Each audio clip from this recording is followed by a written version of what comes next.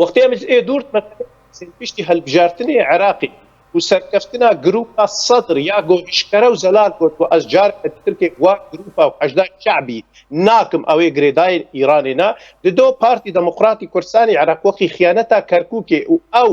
دەنگێ بهتر گۆ ئانین و گۆت فێجاری ئەمێ لە گۆر استحقاقیەتی دیموقراتی هەڵبژارتنی لە بەغدای حکوومەتی ئاواکن ئاوانا دیرەکت نەکەتە بەرژەوەندی ئیرانێ ئیران دەوێ دێرە دیرەکت لەبتی ئەم دزانن دهۆژی کە حقانی جنرال حقانی جیگەری قاسم سلێمانی گوهات تێرۆرکردن لە بەغدای بوو بەری سێ هەفتیاژی لە بەغدای بوو و حتا وەکە تاوێ گفتوگۆ بەردەوام بکەن هەدەف ژێ ئەو بوو گۆجارەکە دیترکە ئەو سەرکردای داعش و ئەس بەهوەرم قسمك جێ گەهای عراقێژیکێ دەرباس بوون سەحرا ئێرە خۆ گەهاندنە عراقێ ئەوا بێنن تەڤەڤیەکێ چێ بکن ji ber وەختێ گوتمەزێنێ درۆژا گۆ هجوم لەسەر حەبسێ چێبوو دعینی شەوێ دەژیکێ داعش 11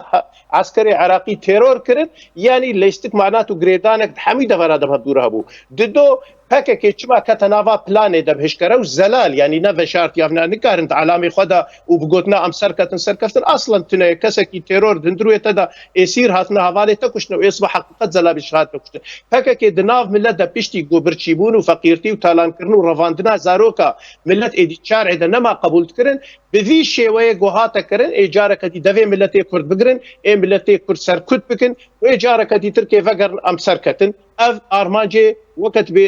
ئەساسیش مەسەلا و ئەف تشتێ ڕوودایە